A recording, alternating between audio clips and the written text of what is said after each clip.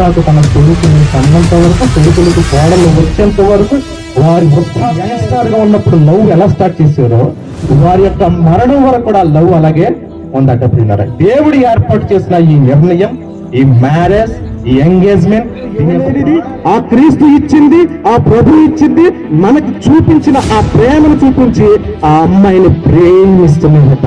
వాళ్ళు మనం బయట వ్యక్తులు చూస్తాం, వాళ్ళు ప్రేమించిన లవ్ చేస్తే అది కాదు, అది లవ్ కాదు. అది మ్యారేజ్ లో కూడా ఈ లవ్ ఉండాలి, మ్యారేజ్ తర్వాత కూడా లవ్ ఉండాలి. మ్యారేజ్ లో ఇద్దరు ఉన్నప్పుడు పిల్లలు బిడ్డలు బహుమానాలు ఈవులు వచ్చిన తర్వాత కూడా ఈ నిర్ణయాలు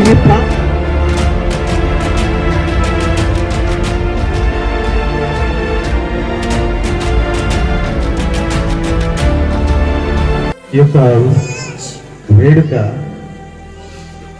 మనుషులు ఏర్పాటు చేసింది కాదు, కానీ సాక్షాత్తు దైవం ఏర్పాటు చేసింది.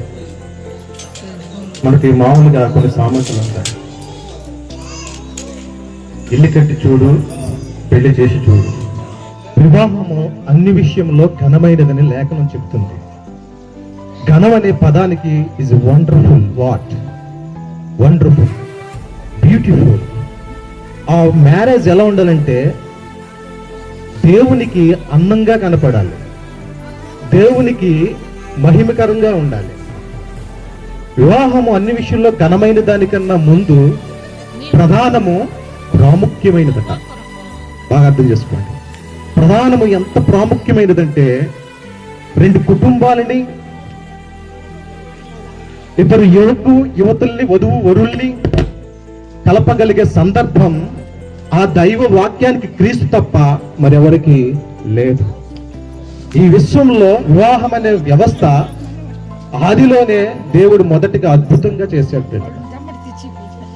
ఆ వివాహ వ్యవస్థ గురించి భక్తులు మాట్లాడుకుందాం. ఆదికాండం 24వ అధ్యాయం 50వ వచనం. ఇది యెహోవా వలన కలిగిన కార్యము, మేమైతే అవును గాని కాదని గాని చెప్పజాలము. చూడండి, మ్యారేజ్ అనేసరికి ఎవరు అవును కాదని చెప్పలేరట.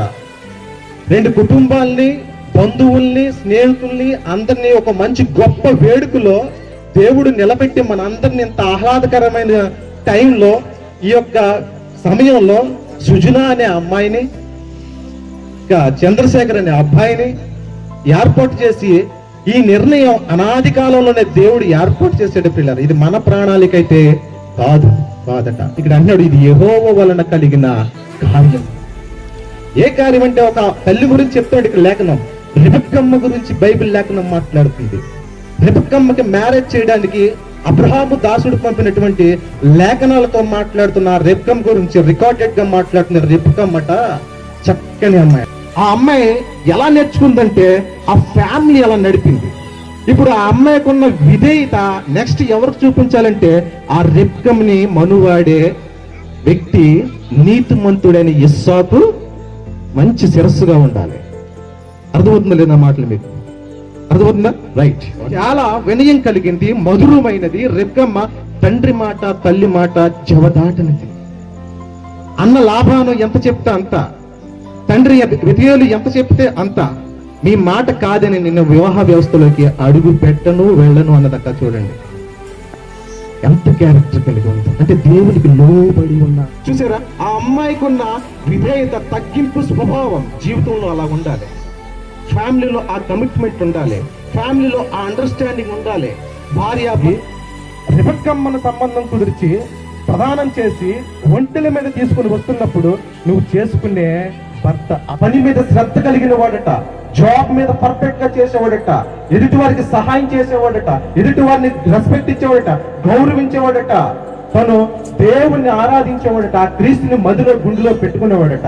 తను అడుగడుగు వెళుతున్న ప్రయాణంలో, చేస్తున్న గమ్యంలో, ఆలోచిస్తున్న ఆలోచనలో దేవుడు తప్ప మరో వ్యక్తి లేడు, మరో వ్యక్తురాలు కూడా లేదు తన జీవితంలో.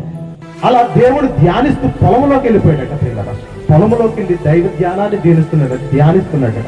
Perfect adjustment. ఏ ప్రాబ్లం వచ్చినా అడ్జస్ట్మెంట్ అనేది ఉండాలి. ఈ అడ్జస్ట్మెంట్ చూడండి, వీళ్ళిద్దరిలో దేవుడు అద్భుతంగా చూపిస్తున్నాడట. వీళ్ళిద్దరిలో అద్భుతాన్ని చూపిస్తున్న వయసు ఏంటంటే సుమారుగా 40 ఏళ్ళు ఇస్సాకు వయసు అయితే ఆ అమ్మాయి వయసు ఒక 2-3 సంవత్సరాలు తక్కువ ఉండొచ్చు. ఆ 40 ఏళ్ళు ఈ అమ్మాయి 38 ఏళ్ళ వయసు మధ్యలో ఉన్న వీరిద్దరి మధ్య ఎంత దేవుడి పక్షాన నిలబడ్డాడు ఉన్నాడట పిల్లక. చూడండి, ఆ మ్యారేజ్ సెట్ అయినప్పుడు, ఆ యొక్క ప్రధానం సెట్ అయినప్పుడు చూడండి, రెబ్కాను చూడగానే రెబ్కాను చూడగానే ఒకరినొకరు విధేయతో ఉన్నారట. ఎప్పటి వరకు ఉన్నారంటే ఇస్సాకు తన కొడుకుల్ని కన్నంత వరకు, కొడుకులకు కోడలు వచ్చేంత వరకు, వారి వృద్ధాప్యం వరకు, ఫస్ట్ యంగ్స్టార్ గా ఉన్నప్పుడు లవ్ ఎలా స్టార్ట్ చేశారో వారి యొక్క మరణం వరకు కూడా లవ్ అలాగే ఉందట ప్రియులారా. దేవుడు ఏర్పాటు చేసిన ఈ నిర్ణయం, ఈ మ్యారేజ్, ఈ ఎంగేజ్మెంట్, దీని యొక్క ప్రణాళికలు ఎవరో ఇవ్వలేనిది ఆ క్రీస్తు ఇచ్చింది, ఆ ప్రభు ఇచ్చింది. మనకు చూపించిన ఆ ప్రేమను చూపించి ఆ అమ్మాయిని ప్రేమిస్తున్నాడట, భార్యని ప్రేమిస్తున్నాడట. లోకంలో మనం బయట వ్యక్తులు చూస్తాం, వాళ్ళు ప్రేమించారు, లవ్ చేసి రిలీజ్, అది కాదు, అది లవ్ కాదు, అది అట్రాక్షన్. మ్యారేజ్ అయిన తర్వాత ఇస్సాకు ప్రేమిస్తున్నాడు. ఎలా ప్రేమిస్తున్నాడు చూడండి, ఇప్పుడు ఇలా మాట్లాడుతున్నాడు. అతడు ఆమెను ప్రేమించినట్టు మ్యారేజ్ లో కూడా ఈ లవ్ ఉండాలి, మ్యారేజ్ తర్వాత కూడా లవ్ ఉండాలి. మ్యారేజ్ లో అయిపోయిన తర్వాత వివాహ వ్యవస్థ నడుస్తున్నప్పుడు బిడ్డలు బహుమానాలు ఈవులు వచ్చిన తర్వాత కూడా ఈ నిర్ణయాలు, ఈ ప్రణాళికను గుర్తుపెట్టుకొని దానికి దేవునికి అనుగుణంగా బ్రతకాలని కోరుకుంటూ ఇరువురు దీవింపబడాలని, ఆశీర్వదింపబడాలని దేవుని యొక్క ఆశీస్సులతో, దైవ సేవకుల యొక్క ఆశీస్సులతో, ఇక్కడ కూడి వచ్చిన విశ్వాసులు అందరూ ఆశీస్సులతో ఈ బిడ్డలిద్దరూ ఆశీర్వదింపబడాలని కోరుకుంటున్నా. దేవునికి మహిమ కలుగును గాక. మంచిది.